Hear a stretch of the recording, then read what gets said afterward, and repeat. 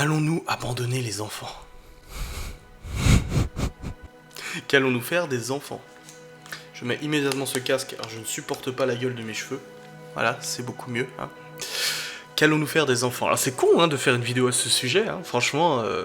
Mais depuis quelques semaines, depuis qu'on a annoncé qu'on allait déménager loin de chez mes parents, les gens en fait ils s'affolent. Ils s'affolent en se demandant qu'est-ce qu'on va pouvoir faire des gosses. Je vais en faire une vidéo, parce que c'est un sujet assez drôle. Après, que les gens nous demandent quand vous allez vous organiser, c'est une chose, mais il y a carrément des gens qui viennent en disant, mais vous allez faire comment?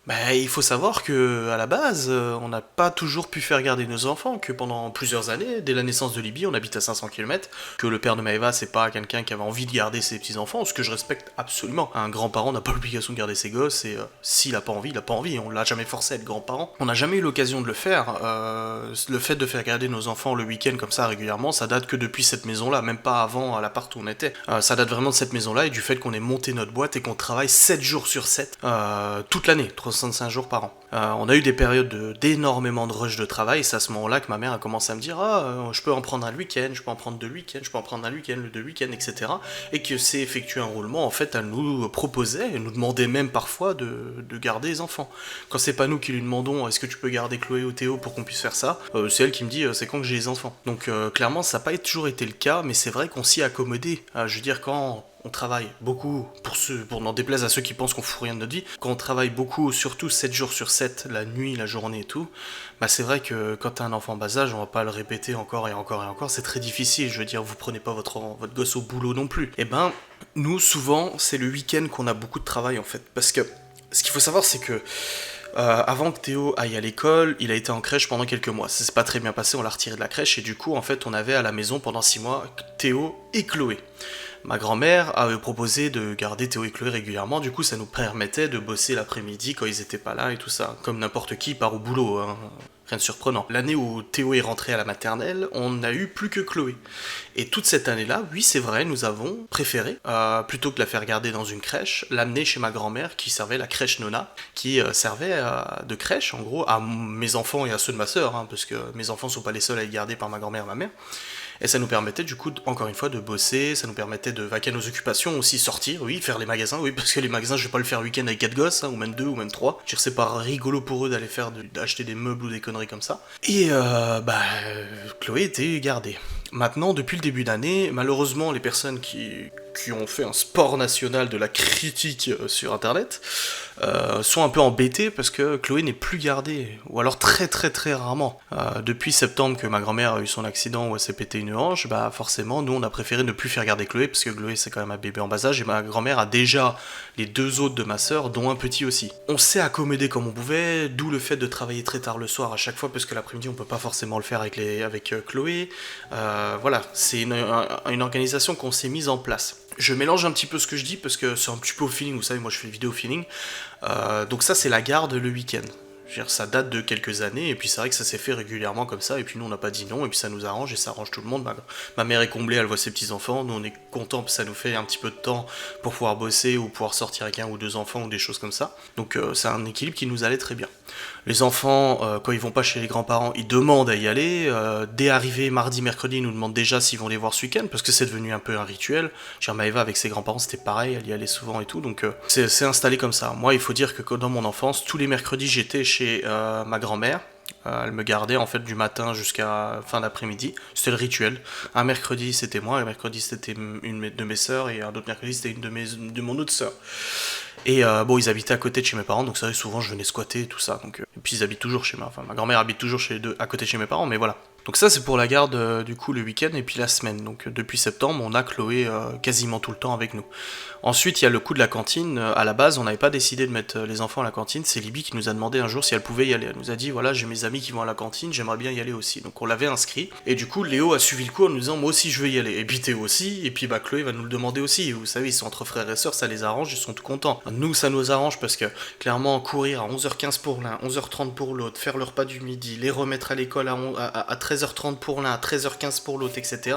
Ouais, ça coupe, je suis désolé, quand t'es en train de bosser, tourner une vidéo, monter une vidéo, je sais pas, développer un site web ou quelque chose comme ça, bah ça coupe complètement la journée, alors que c'est eux qui nous demandent d'aller à la cantine. Faut dire que ça nous coûte un pognon monstrueux, hein, la cantine. Hein. En tout cas ici, ça coûte une blinde. Avec 4 gosses, on en aurait pour 500-600 balles de cantine plus péri. Et le périscolaire le soir, oui, c'est vrai que Libye nous avait demandé à nouveau à l'époque si elle pouvait aller le mercredi après-midi, le soir au périscolaire avec ses copines de l'école. Donc logiquement, quand on a habité ici, on l'a inscrit aussi. Léo a suivi le rythme, puis tous les enfants ont suivi le rythme, et nous, ça nous va très bien. Oui, on pourrait les récupérer à 16h15, 16h30, et puis les ramener à la maison. Ouais, on pourrait, surtout qu'on habite en face, ça c'est clair. Mais je préfère carrément qu'ils aillent au péri, qu'ils fassent une activité gym, cuisine, machin, etc. le soir, avec des animateurs, plutôt que rentrer à la maison, se poser devant la télé ou une connerie comme ça. Parce que nous, on bosse. À 16h, on bosse encore, vous voyez. Même s'il y a Chloé, on essaie tant bien que mal de bosser. Donc ça, c'est un peu pour les activités périscolaires. Où je veux en venir? Je veux en venir sur 2 points. Le premier, c'est que oui, depuis qu'on a lancé les travaux dans la nouvelle maison, etc., les enfants sont gardés quasiment tous les week-ends, les 4 enfants. Oui, bien sûr, bien sûr. Pourquoi? Parce que on va quasiment tous les week-ends dans la nouvelle maison pour pouvoir faire des travaux, amener des meubles, des choses comme ça, pour éviter d'avoir un déménagement monstrueusement gros et qui prenne trop de temps, parce que ça va être assez limité au niveau du temps pour rendre les clés d'ici, etc. Donc oui, ils sont gardés quasiment tous les week-ends pour plusieurs choses. Le boulot, Ghost and Us, par exemple, on essaie de caser des enquêtes tous les week-ends, le soir. Vous le voyez pas, vous le savez peut-être pas, mais on fait des enquêtes en avance pour pouvoir éviter de courir après le déménagement à se dire putain, on n'a pas d'enquête de prête. Les travaux de la maison, on va pas prendre les enfants avec nous dans une maison qui n'est pas encore à nous, les laisser se trimballer toute la journée, etc. Ne pas pouvoir les surveiller parce qu'on est en train de monter des meubles, de faire de la peinture haute. Je veux dire, il faut être un petit peu... Bon, après, je peux pas demander à des gens pas intelligents de l'être, mais voilà, c'est juste un peu de bon sens.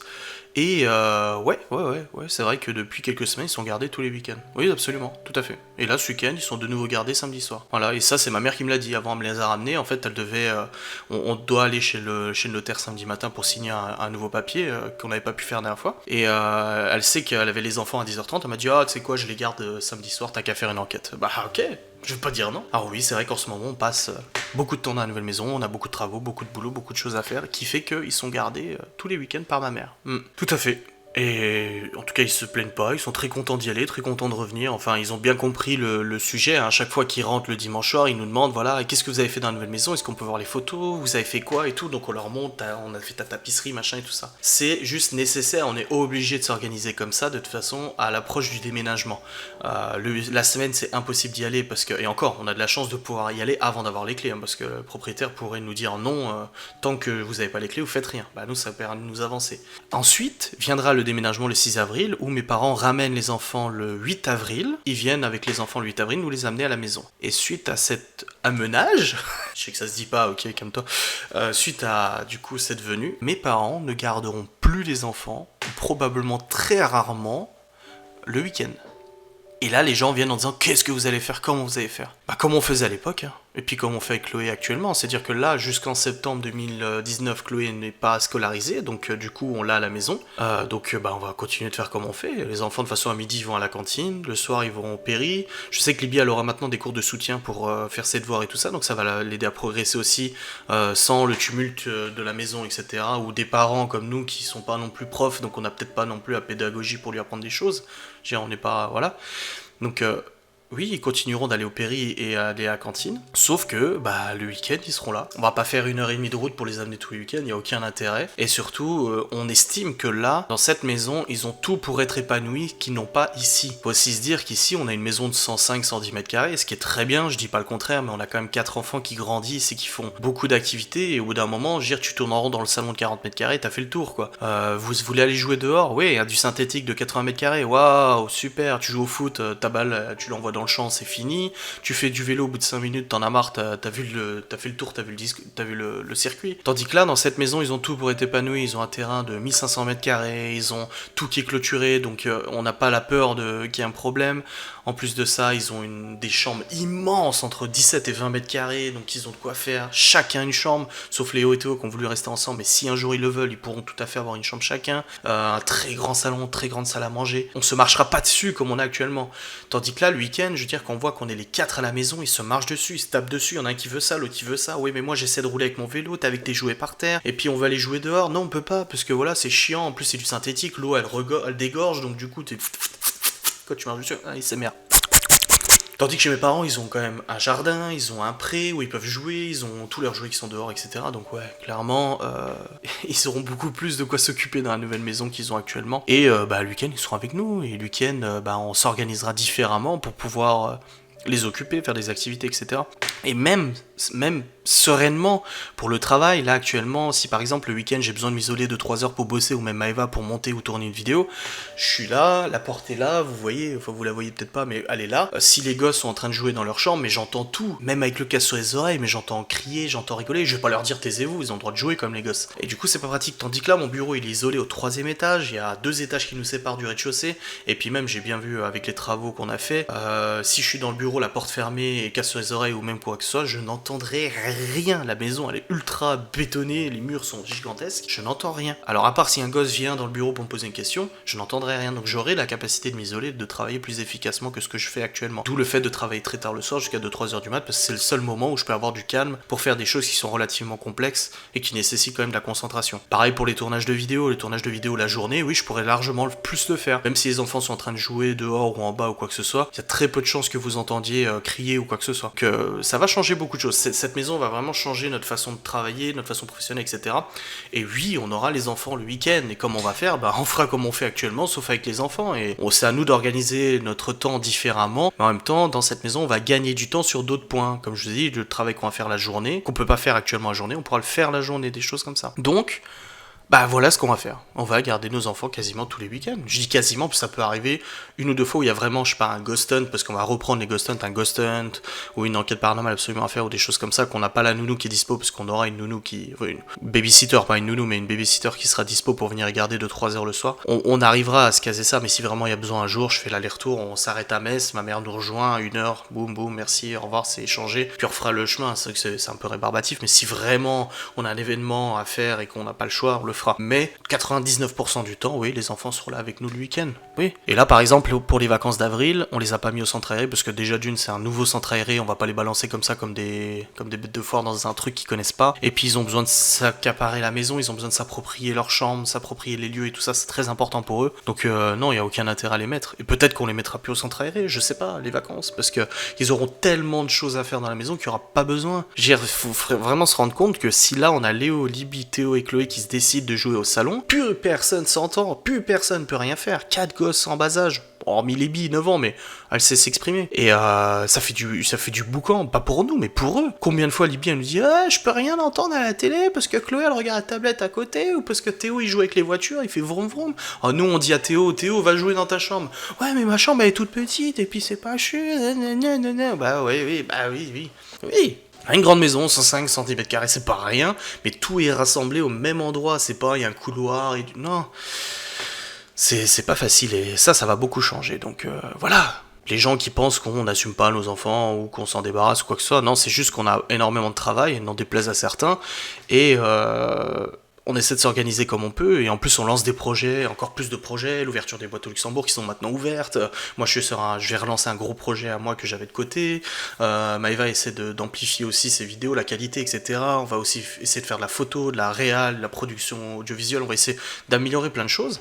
Et ça demande du temps et du travail. Donc voilà, c'était simplement pour faire le point sur nos enfants, de comment on allait faire. On va faire comme on fait actuellement, sauf qu'ils seront à la maison et puis ils seront occupés, on leur donnera des activités, on s'organisera nous professionnellement différemment la semaine. Et surtout à partir de septembre, Chloé aussi, il faut se dire qu'elle sera quand même à l'école. Et je vois mal faire rentrer Chloé. Peut-être que Libby rentrerait à midi, ça c'est possible, on en a parlé avec elle. Si vraiment, là, on lui a dit, si tu sens pas la cantine à midi que t'as besoin de rentrer, y a pas de souci, tu peux rentrer à midi. Et puis voilà. Savoir que Léo et Libby seront d'un côté dans une cantine et les autres seront dans une cantine de l'autre côté. En fait, la cantine est vraiment visiblement est vraiment dans l'école, indépendamment des primaires et des maternelles. Je bafouille, excusez-moi. Mais du coup, si elle a envie de rentrer et que Léo a envie de rentrer, ils rentrent. Moi je m'en fous, on ne les a jamais interdits de rentrer, c'est juste que c'est eux qui veulent aller à la cantine, c'est pas nous qui les forçons. Après le périscolaire le soir c'est un petit peu plus délicat parce que je trouve ça vachement important de faire des activités et tout, donc moi j'aurais aimé avoir ça quand j'étais gamin, j'aurais préféré avoir ça que de rentrer chez moi et puis m'allonger sur le canapé et rien faire. Donc voilà. Normalement à partir de septembre les enfants du coup la journée ils seront à l'école comme n'importe quelle famille française ou européenne, l'école est là, on n'en déroge pas la règle, mais ce qui nous permettra d'organiser notre travail mais d'une toute autre manière.